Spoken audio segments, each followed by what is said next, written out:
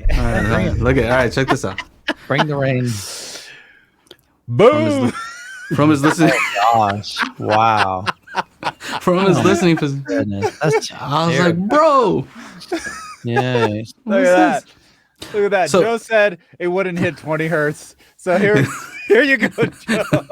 There you go. You just gotta bump it up extra 15. So it's funny though. Did you get used to that sub being that high? Are you just kind of like calibrated to that? You're like, that's normal. That's no. So what ends up happening is that when I have both of them on and I'm running Odyssey, I got to put them down to 9 o'clock, both of the levels, so that I can stay within the like 75 to 78 for the level matching thing. Yeah. And then once that's done, I just like turn them up to taste. So whatever I'm feeling like, I just turn it up because like I'm like, oh, there's not enough bass here. Turn it up. I surely I could do that over in the what is it? Editor. In the editor, in the AVR, but I just walk up because usually like some of the a lot of the TV shows have their own volume, and then the commercials have a way hotter volume. Yeah. Right. So like then all of a sudden the whole place starts shaking and all this stuff. And so like that's when she's like, hey, can you do something about this? So I usually just go shut one off. It's the easiest thing to do. So Chana, how early does it hit compression with that big massive bump, man? Dude, I think you made the mic hit compression that one time. I think that's what happened with the demo because I'm recording it into Logic and I can see it just go woof. I was like, oh, did it clip? Yeah. Red. I don't know.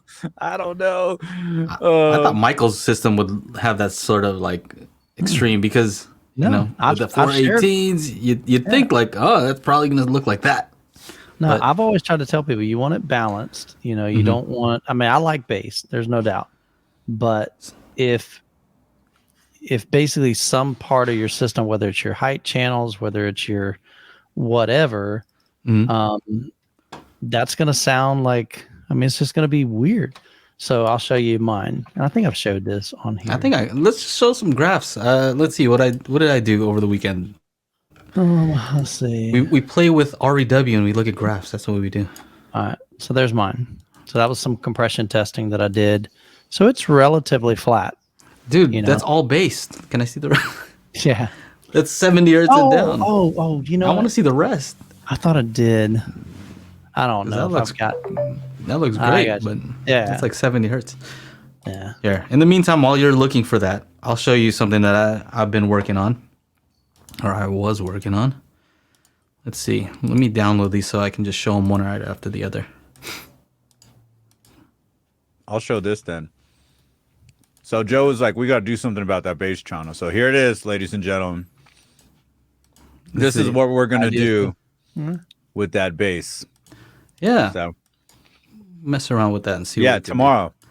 When the wife goes to work, we got Joe and I got a date tomorrow when the wife goes to work, so that we can do all this silly nonsense. So then you'll have a good time with the fella.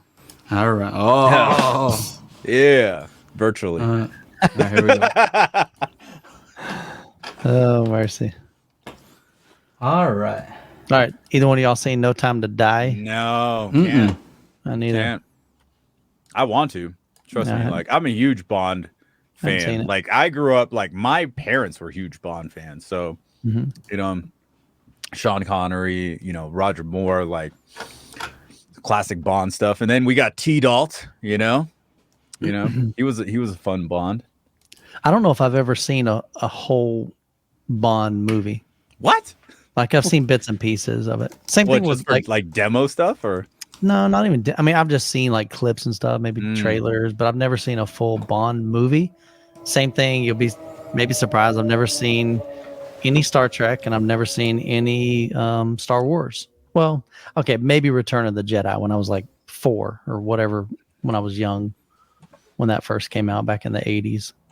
I wasn't 4, but I was young. Yeah. So yeah, I never got into it. So, all right. So here's what I was experimenting with. What you got? Did you guys know that you can use a Yes. subwoofer No. as an active bass trap? Oh, So we talked about bass traps, right? You just did a video about treatment and how you wanted to kind of reduce some of the bass. And you can use a subwoofer to do that. Typically, you want 2 subwoofers or multiple subwoofers would be better. But let me show you an example here of what I was doing. I've offended some people. Did you? Why? Because you didn't see Bond? No Star Wars. Star Wars. Oh, Star Wars. What? Yeah, they're like, kick him out of the group.